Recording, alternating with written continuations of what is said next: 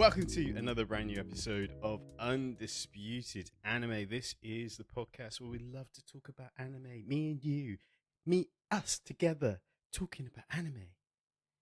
I'm your host, Zane Reed, and as always, I'm joined by my best of friend, Susu Day. Ohio. Good morning. Hello. Good to be back. Good to be back in the chair. Here I am, coming to you live from the gates of heaven. Apparently.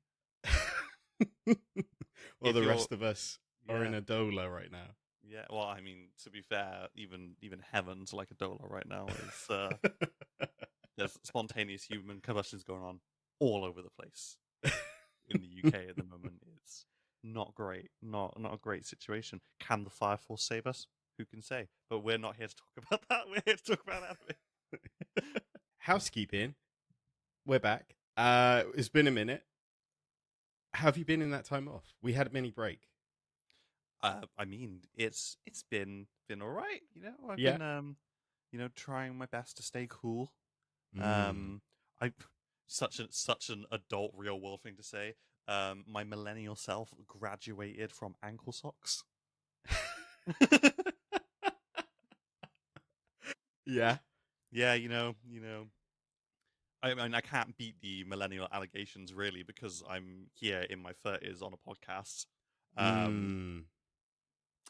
with a friend, so it's kind of but I'm not wearing ankle socks anymore. So how's that feeling? Are you kind of like, oh, my ankles are much more warmer now, or? I think I chose a bad time of year to do it, but they are very comfortable. Yeah, I'm very, very, very comfortable right now. That is, I'm like, in my brain, I'm like, but what happens when the sun comes out? I'm gonna have big old tan marks. It's like... I guess it's a quite nice little tangent because I went on holiday. Susu Day, feel free to rate my tan from 1 to 10. It's been over a week since I've been back, so it may have balanced out a little bit. I'm gonna give you I'm gonna rate you at a 7.5. 7? Yeah, I can see that. Yeah. I got a little bit of the sunglasses, tan line going on. Always the danger. Yeah. But back to the sock situation. My legs were bitten up like crazy, and a lot of mozzies over there. And right on my Achilles, kind of the heel meets. There was 2 back to back, and I was like, I'm gonna have to wear ankle socks because They're gonna rub. They need to breathe. Can't wear trainers on the flight now. Got to wear the sliders with the ankle socks combo. Which is a product of our time. This is it. I had to look like a full-on millennial with my sliders in socks. Come on now. Come on now. It's not on. But you had a good trip. Did you indulge in any anime on your trip? This is the thing, and I think I was explaining it to you in the guys in the group chat. Hotel Wi-Fi is they have you over a barrel with it because there's a free version of the resort Wi-Fi, which is great for social media and catching up on things and messaging and all that jazz. But for streaming, you got to have the premium package. You want to pay, you want to stream something, you got to pay. So frustratingly, it was annoying. I mean, and especially at the end of the anime season, at the end of the spring, it meant Fire Force was happening, To Be Hero X, Gundam. All my favorite shows were kind of and of course, because I still had social media access, I was seeing everyone's reaction, and it's just get me home. I don't want to even be here. So, yeah, annoyingly. But the good thing is, when I did get home, trying to get over the jet lag, trying to adjust your body clock where you're I need to stay awake for X amount of hours, just meant that I could binge watch Fire Force and everything else.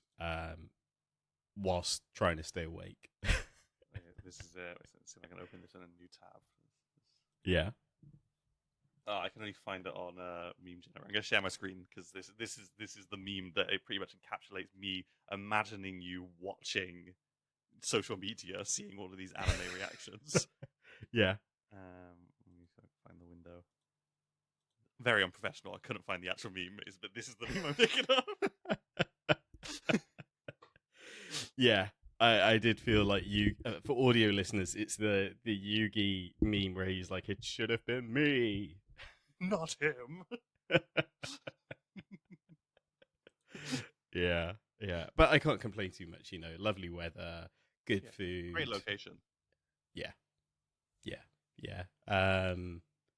So yeah, St. Lucia. I guess I should point out St. Lucia. I went to St. Lucia for just over a week. Honestly, it sounds like it sounds like a hub city for an MMORPG. No disrespect, but it sounds like the main city in an RPG or like an anime, like an isekai anime. It's like you've got to return to St. Lucia. That's where the church that summons you is and stuff like that. Yeah, there was because it has like loads of ties to France and French.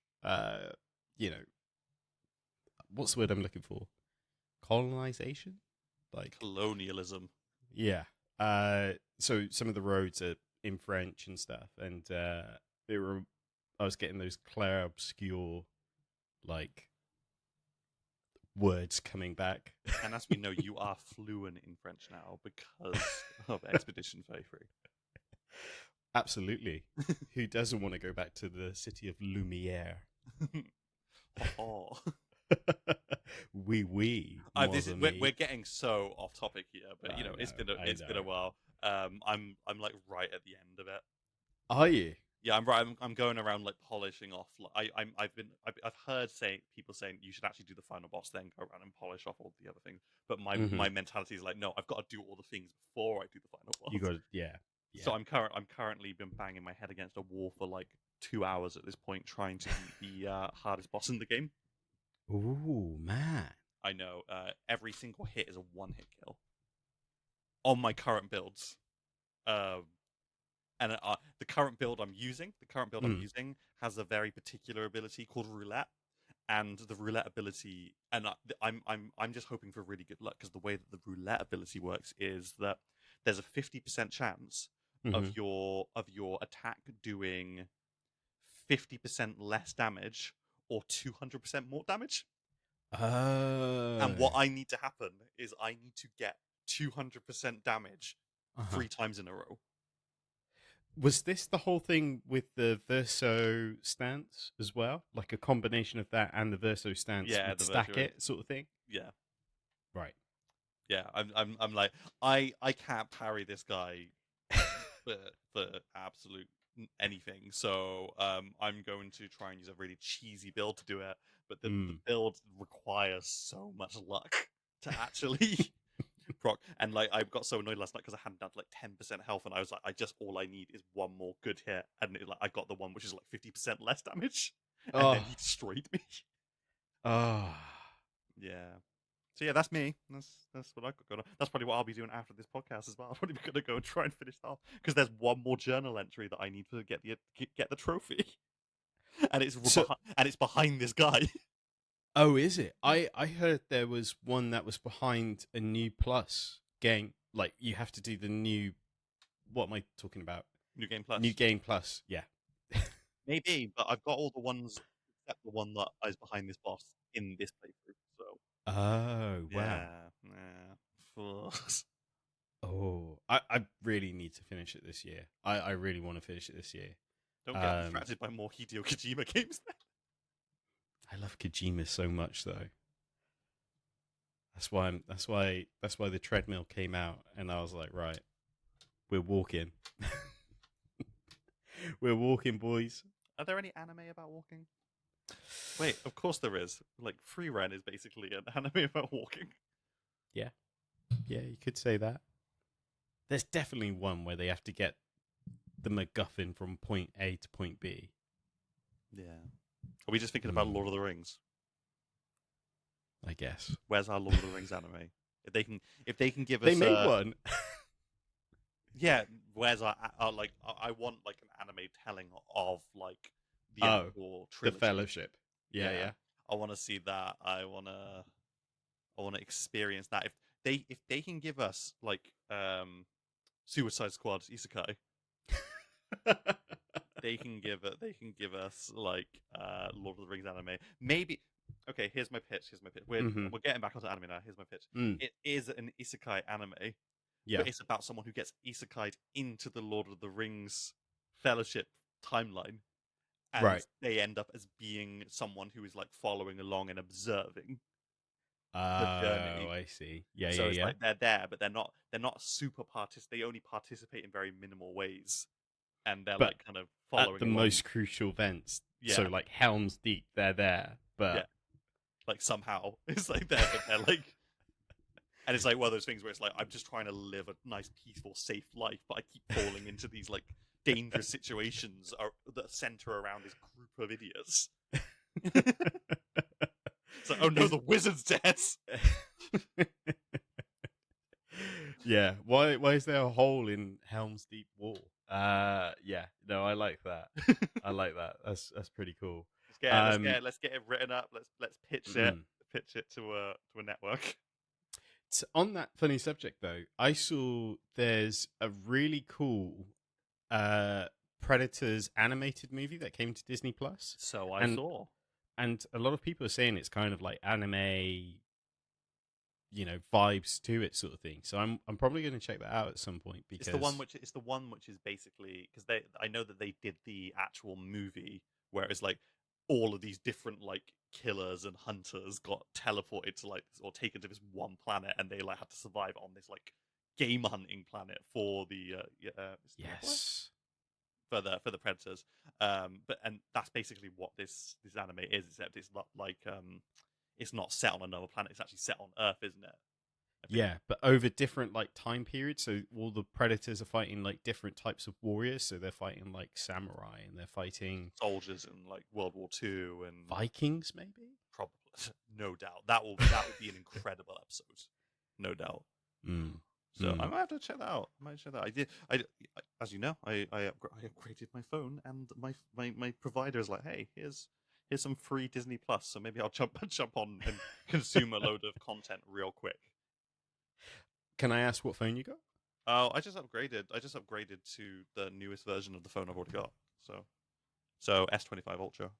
Ooh. Did you get Game Pass with it? Game Pass does come as one of the extras I can choose, but I don't But use Game Pass. but you could use Game Pass. I could use Game Pass, and then I could play solo leveling. Overdrive. I could actually partake in it. Being a poor PlayStation boy over here, can't access them yummies. Also, it's another way to play ZCZ because it's on I Game don't Pass. really need to do that because I could already play ZCZ. Just means that you can play it on your laptop now instead of Oh, this laptop doesn't have enough memory to do that. cloud gaming. So you just have to open the browser, nothing to download. Oh no, I don't want to. I don't want to get a taste of that life and then be like, now I have to pay for it.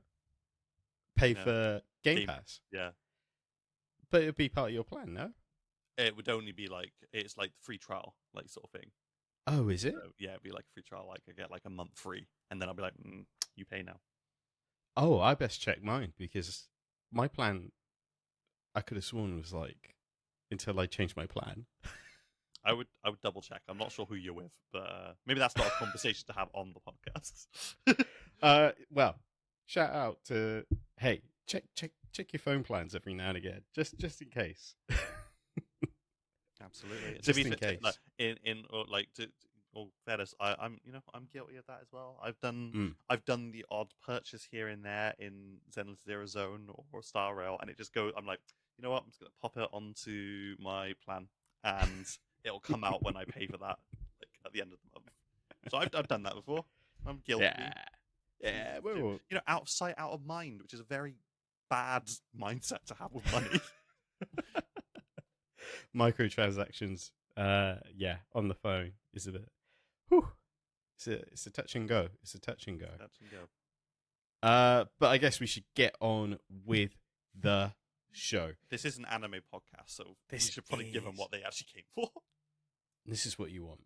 Undisputed Anime Podcast is available on a variety of platforms, podcast platforms, I should say. I'm out of practice. I've had a holiday. Bear with me. It's available globally on a variety of podcast platforms. You can also catch up on YouTube, of course, youtube.com/undisputed anime pod. And feel free to drop a like and subscribe, as you'll be helping us out in the big bad way. Of course, if you're listening onto one of your favorite platforms, a 5-star rating and a comment will help us out, of course, in another big bad way. I think I got it. Nailed it. Sushi Day. Today, we are going to kind of give you our thoughts and feelings on a Netflix anime type movie that came out. There was a bit of a buzz about it, so we thought, hey, let's check it out. We'll give you our thoughts, our impressions, and spoilers beware. Yeah, we're probably going to be talking about spoilers. Sushi Day, what was the K-pop hunters? K-pop demon hunters. K-pop demon hunters. Oh, my life has changed. Yeah? I loved it. Yeah? Yeah, I mean, not to give anything away, it was right up my alleyway. It's so good. Instantly undisputed. Instantly Sushi Day. undisputed. And like, there was the part of me where it's like, where I was like sitting there, I was like, wait a second, this is the studio that's supposed to be working on the final Spider-Verse movie. What are they doing here? But then the movie was so good, so I was like, it's like I didn't care at the end. Yeah, like, come back to work. It was almost like like they took a break to do a side project, so they're like, yeah, I'm sick of drawing Spider-Man. Banger. Yeah. What? Let's do something fun, which was demons and K-pop. It was honestly what a combination. It's the Reese's cup of combinations. My sort of first impressions, I thought this was really fun. I thought it was, the comedy reminded me a lot of like Fooly Cooley type. Yeah. Do you know what I mean? Kind of like that. Yeah, same, that kind of like Avatar: The Last Airbender type of fun and kookiness about it. Yeah. And yeah, characters are really cool. The design, the animation in combat, and choreography as well, because of course there's a lot of dancing in this. I think to some degree you've got to you've got to consider it like kind of, it's like a soft musical in a lot of ways, because like all of the key moments, like a lot of the key moments have a song element to them, and as a result it does kind of feel like a musical in that respect. Obviously it's all K-pop and absolutely fantastic. Like you said, the choreography of anything, like even in battle, like the choreography is like so true to what you see out of these massive K-pop bands like these days. It's like, and generally I just had such a fun time with it. I also big fan of how at least from my experience of hanging out with groups of girlfriends, that's how they act. I feel like a lot of Western media is like, oh, they all just sit around and they talk about makeup and they like, you know, do this, they do these, all these very stereotypically girly things, and then you just see these like 3 main characters in K-pop Demon Hunters, and they are feral. Like, and I'm like, that's my experience of groups of girlfriends. Yeah. No, I know where you're coming from. I just love the kookiness about it. Like, they have like the tradition of like eating loads of carbs before a concert, so, and it's like, I was expecting them to kind of eat kind of, you know, delicately, like eating this, but they're not. They're just kind of like handfuls of sushi and like, yeah, a bit like it reminded me of Fantastic Mr. Fox by Wes Anderson, where they just instantly like they all gather around the table. It's like, oh, they're gonna eat like peoples. And it's like, yeah. So yeah, I really like that. There were so many like parts of this that reminded me of other things that I really liked because the story kind of felt a little bit like Buffy the Vampire Slayer to me. Yeah, absolutely. The way like the demon boy band stuff and their confliction between the two of them, like Angel and Buffy sort of thing. Um, of course, the sort of demon tiger cat thing was giving me Totoro vibes. Like, Phenomenal character. Like they it's been so long since I've seen so perfectly like drawn or designed a mm, non-speaking character who literally is just so immediately like attention grabbing in terms of yeah, how they act. Like how that thing moves. It moves so slowly, mm, but with such intention to do yeah. anything, and it's like does these dumb like cat things. Its on-screen presence just like It takes away from everyone else. and the fact that it has like a weird OCD, like it has to Yeah, flick the bin back up sort it of thing. If knocks you the pot over, and then it's like trying to put the pot back, but it's doing it so slowly and it keeps failing. But all the while, its expression never changes. It's always got that crazy wide Cheshire cat smile. yeah, yeah, Such a great character, and the bird, the yeah. crow as well. It's like, when are you ever gonna like encounter such beautiful lines as like, why does the cat wear a hat? It's like, I made the hat for the cat. No, sorry, why does the bird wear the hat? It's like, I made the Mm. hat for the cat, but the bird keeps stealing it. Yeah, it's a great little 1-2 punch, isn't it, of both characters? Because you can't really have one without the other. And again, they have no lines; they just have screen presence, and they're only there as a means of connecting the two characters. Yeah, Um, so so good. yeah, really, really good. In terms of, have you seen how successful this movie is? By the way, like I've in terms of not, but I know it's like number one, like at least on my Netflix, it's showing it's like the number one. it's so over the last sort of 2 to 3 weeks, it debuted at number two. It eventually went to number one. I think it dropped down 1 week and then it came back up to number one as well. But just doing a little research, Netflix animated film K-pop Demon Hunters, directed by Maggie Kang and Chris Apple Hands. Appel Hands, sorry if I mispronunciate, premiered on June 20th and quickly captured a global audience. The film topped the top 10 rankings in 41 countries, providing its widespread appeal. Honestly, incredible. 41 Well deserved. countries. Yeah. Like it's great. It's great when something comes out of nowhere because like I hadn't actually. I'm sure I've heard whispers of this in being in production, Hmm. but it kind of like came out of nowhere for me Yeah. and stuff. And obviously, I've seen a lot of the social media like response to it and people like talking like. I know, especially like a lot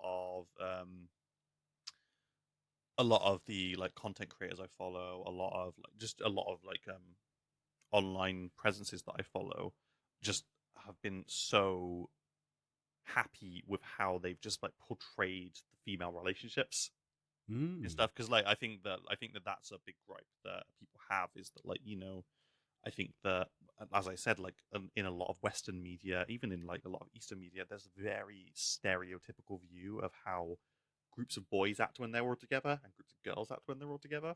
So it's Hmm. really interesting to see like people coming out and saying, this is how me and my friends actually act Yeah. and stuff. And I thought that was great. So I think that like there's a lot of it that like resonates with people in that sort of thing, like just seeing this like group of friends being a Mm. lot more relatable than a lot of other heroines.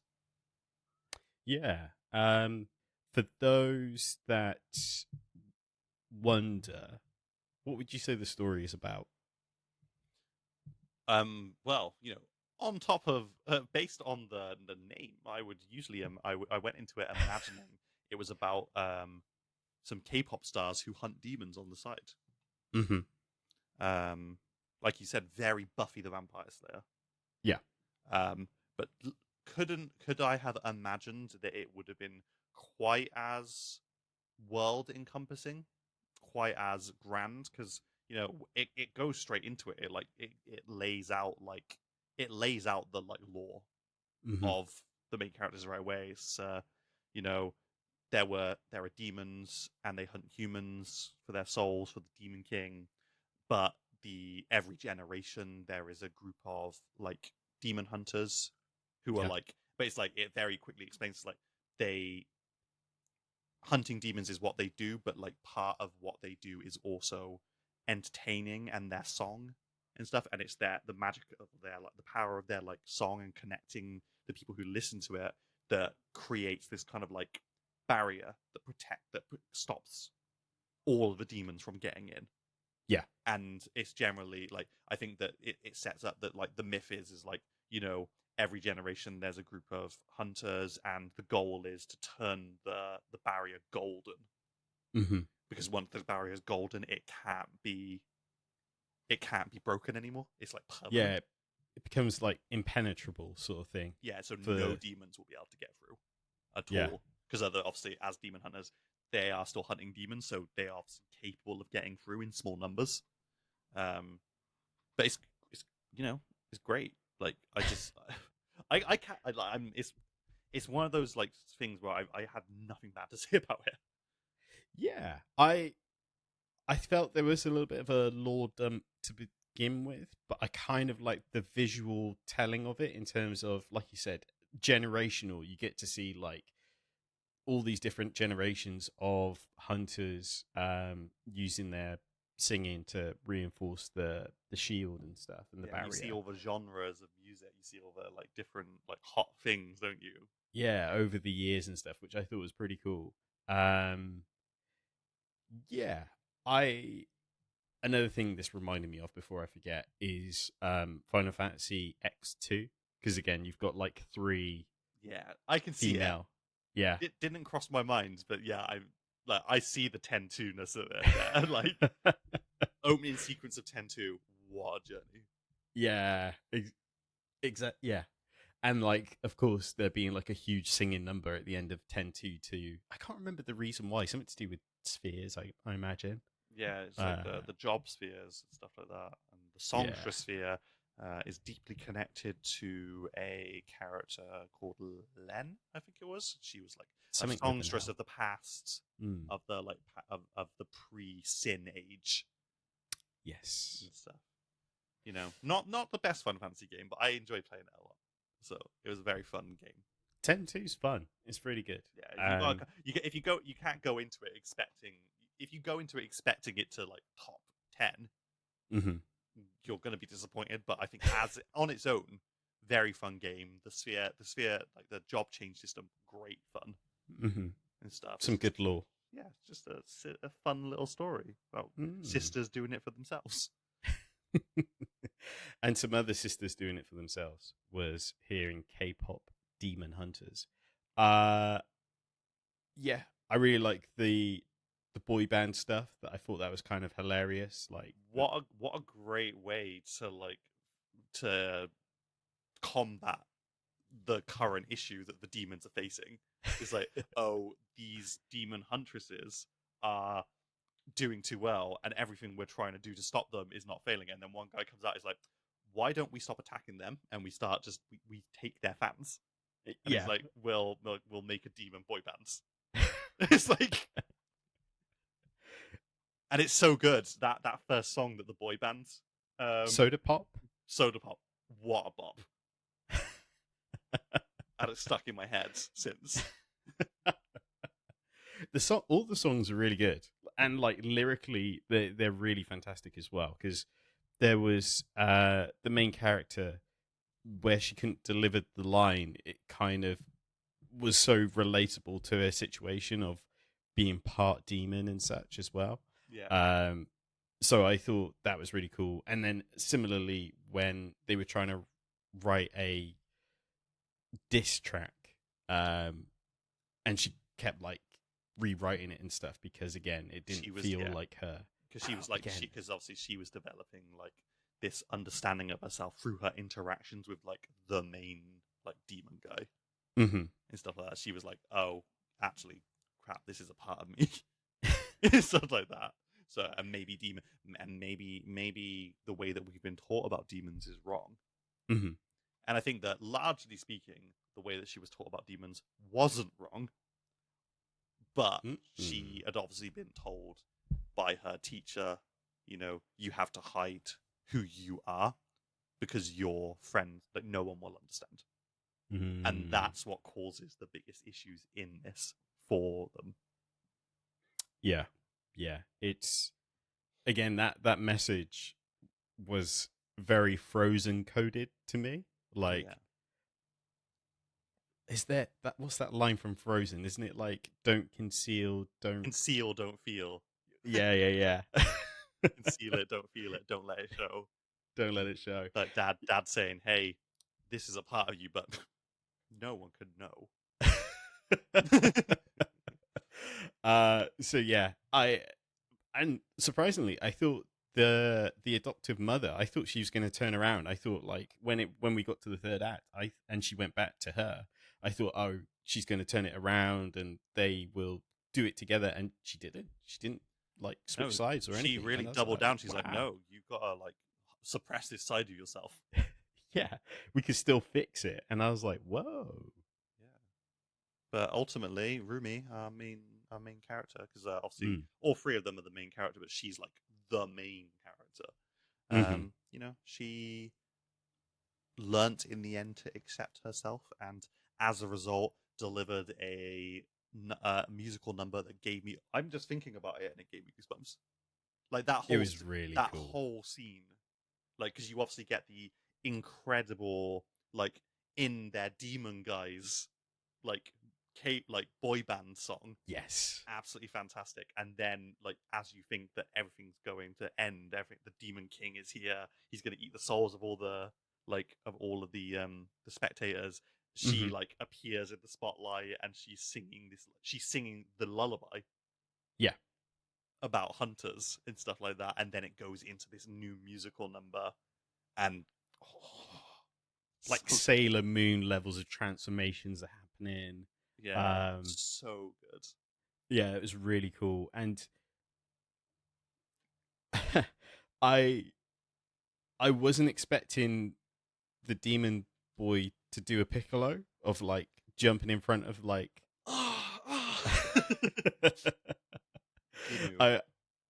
I wasn't expecting him to. When it happened, I thought, oh, okay, maybe he will survive this, and no, he just turned into. He completely disintegrated, and she kind of used his soul to make a new weapon, and I was like, oh. To be fair, he did deliver the most cliche line of the whole movie, though, where where she was like, "I was supposed to save you. I was supposed to save your soul," and he's like, "You did save my soul. You gave me my soul back, and now it's yours or something." And now I isn't give it to you." And then he turns into a Buster Sword. Yeah. No, I liked it. I thought it was cool. Yeah, bit sad. Like, I guess his whole sort of redemption arc is that maybe he couldn't be redeemed because he like let his family suffer, and he was living the high life. Because his whole thing was like, "I'm gonna do this for you if you make me forget about about the bad thing that I did." And I don't think that like even if they won, he had survived, he wouldn't have been able to forget what he had done. Because it happened so long ago. There's no way for him to reconcile with the people who he wronged. It's like, so I think he would obviously end up living with that forever. But I thought their connection was quieting out the bad memories. Yeah, I think it was quieting out the voices, but I think the memories are his memories. It's like the voices that because all the demons could hear the demon king in their head constantly telling them that they're inadequate and all that sort of thing. Whereas I think that like what he wanted to forget was his alone, but the demon king could make it go away if he wanted to. He could take those memories away from him. So I think that even if he hadn't sacrificed himself, he wouldn't have been able to forget what he had done.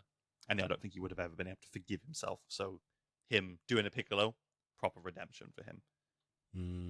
Yeah. Also, generally speaking, I quite like that it went that way because it meant that like even though they had obviously done a lot to make Rumi like, oh, she's falling in love with this guy because he's like relatable to her. I'm glad that they didn't go down the route where it's like he survives and now like that's her whole thing. Like she's just another heroine who does everything that she does because she loves this guy. Got you. Yeah, power of love sort of thing. Yeah. Yeah, I see where you're coming from with that one. Yeah, because a part of me was also like, oh, I kind of hope. I see where they're coming from with history repeating itself in terms of, because didn't they mention at the beginning that her dad was a demon? Yeah, her dad was a demon. Her mother was a hunter. And also, you see her mum at the very beginning in the montage that shows all the hunters from different generations. She's obviously in the generation before the Huntrix one. Got you. Yeah. So, and you can obviously see her. She's the one. I believe she's the one on the left-hand side with the braid, the same braid as Rumi has. I'm with you. Okay. Oh, that's cool. I really like the voice acting in this. Great voice acting. Something I didn't realize is the character. I want to say it's the manager. Is a famous YouTuber, and I was really surprised because the delivery and everything. I was like, oh wow, this is like really really good. Where is he? Oh, it was Abs. Yeah. Oh, no, sorry, Sung Won Cho. I know exactly who you're talking about. Yeah, because he got into voice acting like a couple of years ago. Like I didn't realize he was like a Vine, and YouTube guy. Obviously, we have other great castings here. The Healer Han is our very favorite frontman. Yes, from Squid Games. Yeah, so cannot mistake that jawline. Anyway, like just having a look here to see. It's not giving me a ton of. I think from Avatar, The Last Airbender, the live action one, and you had Fire Ozo. Yeah. I think that actor. Oh no, sorry, I'm getting mistaken. He was Healer Han. Yes. What am I talking about? But no, I think you're right. I think the front man was maybe the Demon King. Oh, he's not showing on here. That's the thing. I've got a list, but he's not showing on the lists. I'm gonna Google it. Keep talking. I'm gonna do some fact checking here. Do the fact checking because I'm sure I saw somewhere that he's in this. Oh yeah, he is. Yeah. So he is. He's Lee Byung Hun, and he was Guima. He was the Demon King. Yeah. So yeah. So just got getting my Korean actor names mixed up. But yeah, all fantastic deliveries. Oh yeah, the voice acting was fantastic. I guess the only I'm not too bothered by it at all, but the actual singing voices and the acting voices, to me, you could probably tell that they are different. Yeah. But again, I wasn't too fussed about that at all. Was it the band Twice? Some of the members of Twice that were doing the female vocals, Mm-hmm. And the rapping as well. Yeah, I'm trying to remember who does the boy bands. Because credit where credit's due. Boy group. So they were the Saja boys. Saja. And they were not showing up there. Come on, give me my information. Give me my lore. Give me my facts. Singing voices. Who sings for the Sasha Boys? Come on. Why are you lagging like this? Come on.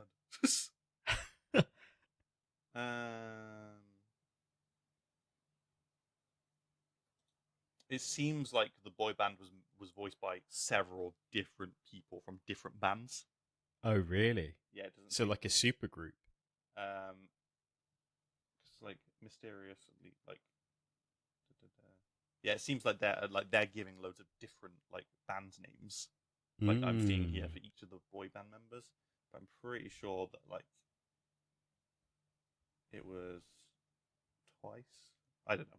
I'm not like a huge listener of K-pop. Maybe I will listen to more of it now, and then I'll be more educated on such things.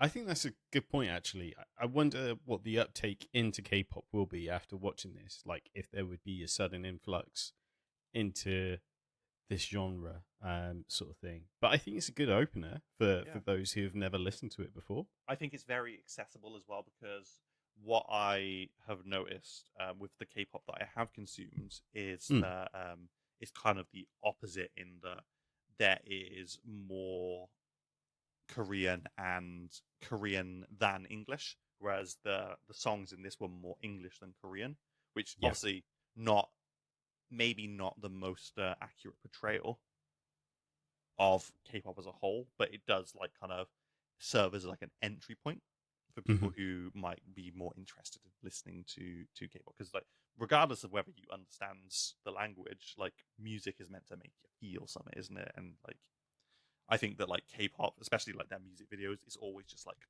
a party. It's just always fun. It's always and like no one works as hard as a K-pop idol. 100%, 100%. And if you don't feel something when you hear New Jeans, then brother, I can't help you. Brother. So yeah, no, I agree 100%. Overall, I'm going to say it's undisputed for me. Absolutely undisputed. I like I said, like when I watch a movie and it gives me like goosebumps several times, I'm like, okay, I can't say anything bad about this. It's making me feel. It's making me feel in a way that I haven't felt in a while. Yeah. I was really surprised the level of depth coming from this and quality, because at first glance I thought this was going to be like one of those other sort of Netflix animated kid show sort of thing, when actually this was like really in depth and well thought out and everything else. So yeah, I was pleasantly surprised and proven wrong as well with my assumptions. So yeah, I really like this. I was going to say it's the end of the anime season for spring. Have you kept up with any other shows or anything you feel like it's worth shouting out? Well, as I've said many times in our group chats, To Be Hero X has been just consistently doing it to them. The last couple of episodes have had no business having such incredible fight scenes in them. Like literally on the edge of my seat watching that fight between Queen and Boa. What a fight! Like the whole way through, I was like, there were several times in that fight where I was like, she's going to die. Like someone is going to die in this fight. This has gotten so extreme. Yeah. And it just kept escalating and escalating and escalating. We obviously got to see the new Hero X, who is the aura farmer of the franchise, winning with a single click. No one knows how he won or what his powers are. No line deliveries as well. No, he just smiles. He smiles, waves. She goes to like activate her move by slamming her staff down. She hears the click, and then she's on her back, and he's gone. Yeah, it's like what an incredible moment. Yeah, he's definitely the Gojo 2.0 that we all expect him to be. Sung Jin Woo, more like Sun Jin Woo.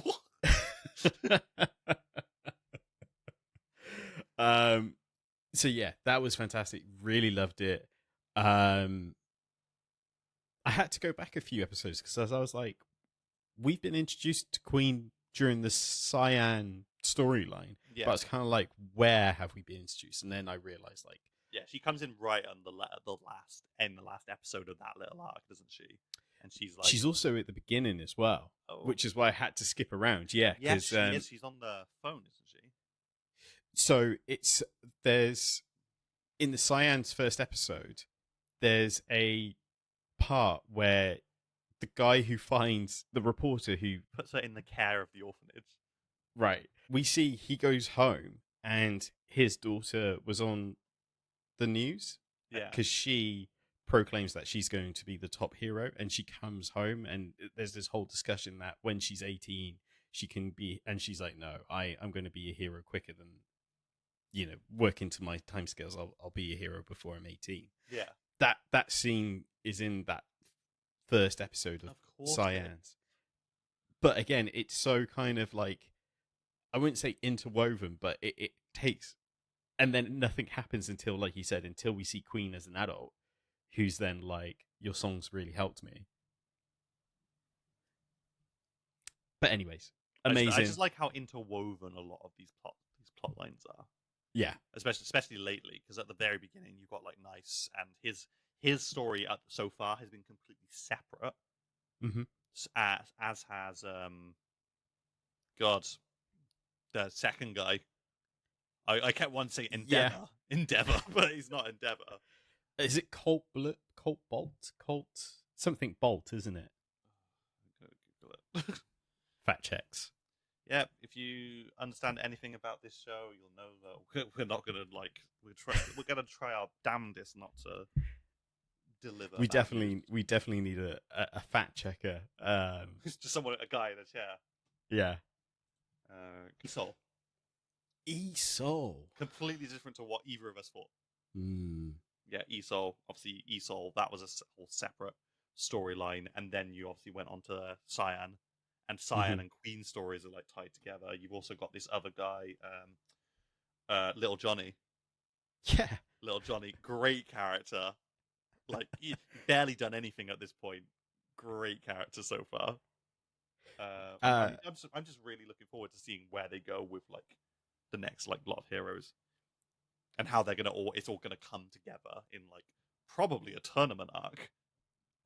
I kind of wonder like where, because the introduction of the sort of tournament, I was like, oh, so this is how the rankings kind of work outside of actually doing heroic stuff. Then like they can just go head to head and be crowned number one hero. I kind of like that. Yeah. But yeah, it's kind of like, it's kind of a bittersweet because you don't get to see much of the actual tournament. You see one tournament fight, and then you get 9 minutes of incredible animation between Queen and Boa. Yeah. I'm looking forward to it. Like again, this is one of those anime that's like just really doing nothing but impressing me, because I didn't have any knowledge of To Be Hero X prior to starting to watch it. Where I don't think anyone really did. Yeah, I know obviously been about it's like, because people like, I keep seeing like TikTok shorts and like YouTube shorts which are like, talking about characters, and they're characters who haven't actually been in the show yet, and I'm like, Yeah. so people there obviously there's knowledge elsewhere. It's been other media, but Yeah. To Be Hero X, great at the moment. I've been keeping up with Fire Force, also great. Yeah. Same with my Vigilantes, like My Hero Yeah. Vigilantes, another great one. I think those are the main three that I've been keeping on top of. I really wanted to watch a little bit more this season, but life's been busy, and I've been putting a lot of focus into doing some other stuff. So trying not to let one thing take up all my time. Yeah. No, agreed.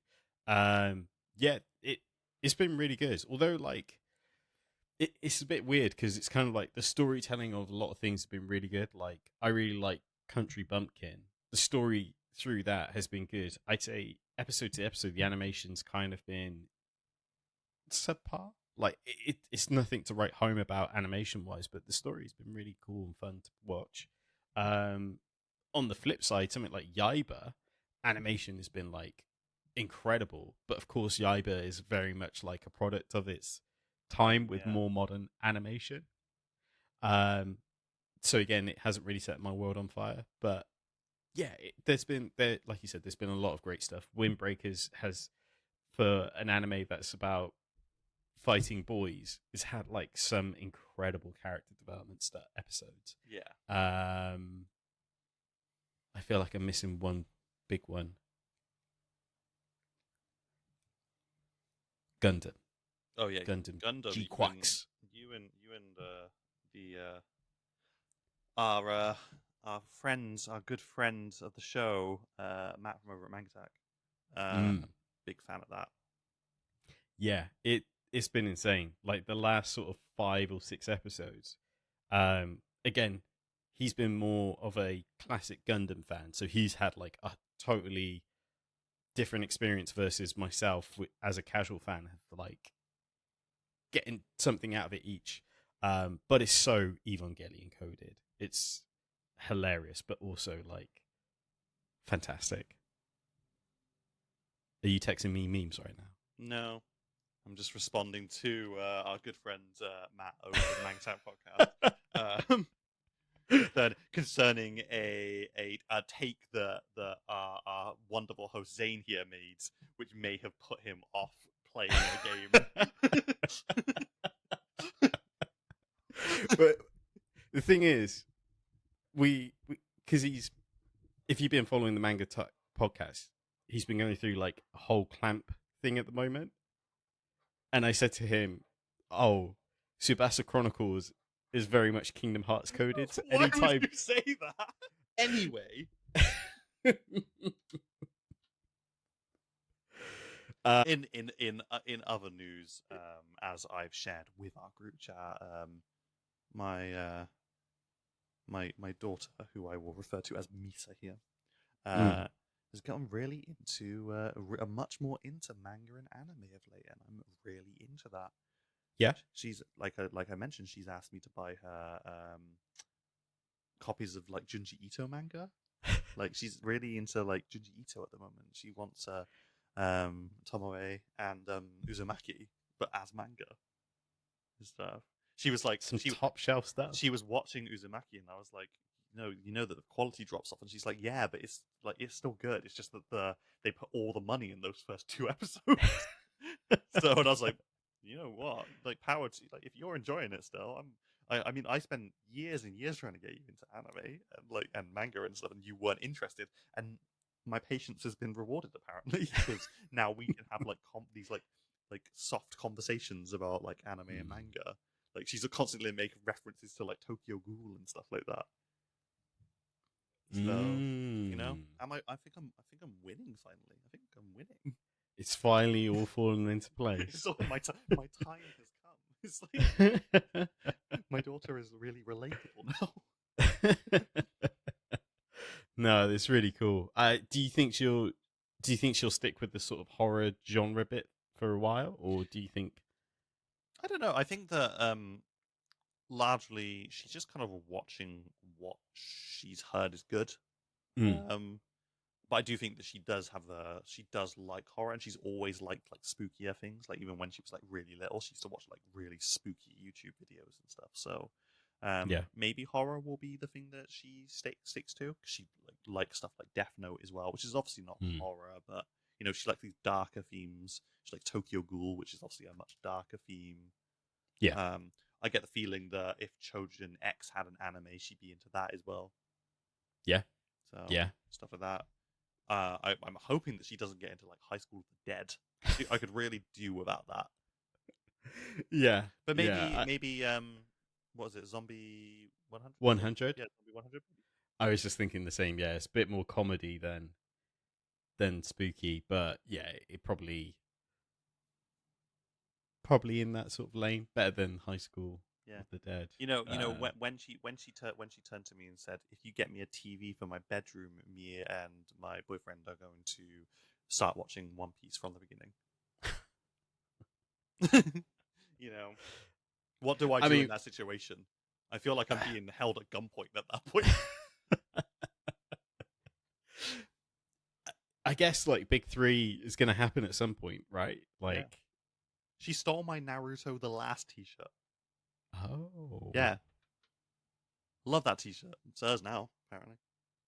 She saw I had those 2 Junji Ito t-shirts. She's like, it'd be a shame if those went missing, wouldn't it, Dad? Yikes! Yep, that's where I'm at. Parenting, Oh guys. boy! It's not. Oh boy! It's all fun and games. Your child getting into the same sort of stuff that you're into until they start stealing your things. All of my Black Edition Death Note are on in her bedroom. Whoa! Yeah.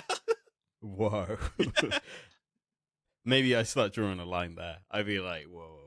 Well, they would have been in a box in the attic otherwise, because I don't have any space for it. I don't have a space for it. And, Okay. you know, if she's getting some, I'm trying to nurture this. Yeah, yeah. So it's... No, I get it. I get it. Did you get around to seeing the Demon Slayer trailer? You know what? I've not watched it yet. Man, I couldn't wait. September. Could you get away with doing it here on the show? We could do it now if you want. Yeah, if you've got time. I got time. It's still cool. Right. Are you ready? No, that's the wrong.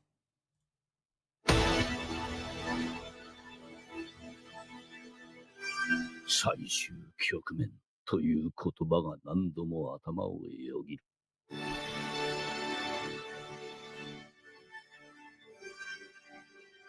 この長い戦いが今夜終わるかもしれない。Oh.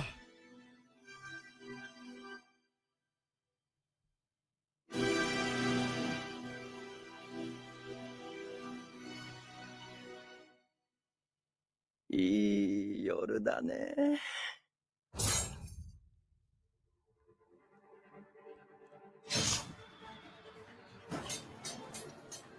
久しぶりだな。善逸。Oh, cold as hell.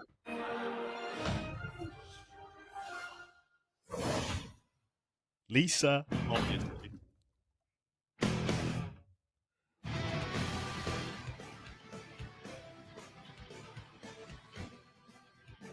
Saあ、始めようか。宴の時間だ。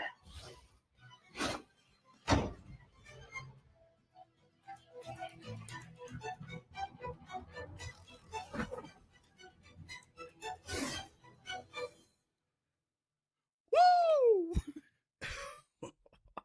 We're going, right? Absolutely. Oh, okay. I'm sweating. I'm sweating. What a great way to end a podcast. Do you see my boy locked in? Zenitsu delivered, like, at least in fan translations, he delivers his, like, coldest line. So I'm looking forward to that. Really looking forward to that. A part of me is kind of like, there's a sense of dread, but also excitement, because it's kind of like there's some slayers who are just like fighting one-on-one with upper demons, and then there's others that are kind of locked in like crazy, like they've been waiting their whole life for this moment. It's gonna be so good. I just cannot, like, I'm shocked of how excited I am just to hear, like, Zenitsu deliver the line. You seem thrilled to have reached the very bottom of the upper ranks through merely filling vacant positions. Cold. Oh, and what I found crazy as well, I saw this morning side by side panels from the manga and stuff, and it's kind of like they have really, the word adaptation is like they've really just juiced out the most amazing like moments. I don't know if I'm explaining this properly, but looking at the panel version versus this cinematic version is crazy. Absolutely. Like, Ufotable have just done unbelievable work. If you let them cook. But they are, like, UFO UFO typical have really cemented themselves as like one of the biggest hitters in anime for sure. 100%. Like Dan, like Demon Slayer. Dan's a different studio. Oh, is it? Oh, that's Science Saru, isn't it? So yeah. Ah, what a fool! What a blunder! Cut that out. Cut that out. I'll cut it. Don't you worry. Don't you worry. Fine. We can speak truth to lies and lies to truth. You know. But yeah, I think there is a conversation. You're right. Like as one of the big studios now, because there's this Mappa about to drop the cinematic version of Chainsaw Man.